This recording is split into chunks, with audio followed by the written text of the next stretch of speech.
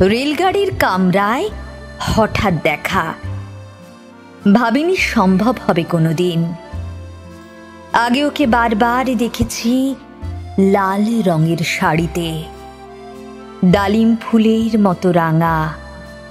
আজ পড়েছে কালো রেশমের কাপড়, আঁচল তুলেছে মাথায়, দোলন চাপার মতো চিকন গৌর মুখখানি ঘিরে।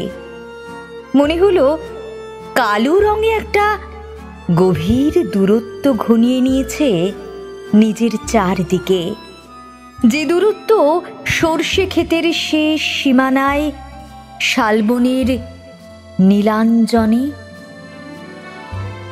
থমকে গেল আমার সমস্ত মনটা। চেনা লোককে দেখলেন অচেনার গাম্ভীর্যে। হঠাৎ খবরের কাগজ ফেলে দিয়ে আমাকে করলে নমস্কার। সমাজবিধির পদ গেল খুলে। আলাপ করলেম শুরু। কেমন আছো, কেমন চলছে সংসার ইত্যাদি। সে রইল জানলার বাইরের দিকে চেয়ে, যেন কাছের দিনের ছোঁয়াচ পার হওয়া চাহনিতে। দিলে অত্যন্ত ছোট দুটো একটা জবাব, কোনোটা বা দিলেই না। বুঝিয়ে দিলে হাতের অস্থিরতায় কেন এসব কথা, এর চেয়ে অনেক ভালো চুপ করে থাকা। আমি ছিলাম অন্য বেঞ্চিতে ওর সাথীদের সঙ্গে। একসময় আঙুল নেড়ে জানালে কাছে আসতে, মনে হলো কম সাহস নয়। বসলুম ওর এক বেঞ্চিতে। গাড়ির আওয়াজের আড়ালে বললে মৃদুস্বরে, কিছু মনে করো না। সময় কোথা সময় নষ্ট করবার? আমাকে নামতে হবে পরের স্টেশনেই।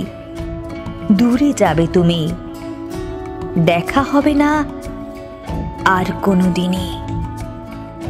তাই যে প্রশ্নটার জবাব এত কাল থেমে আছে, শুনবো তোমার মুখে।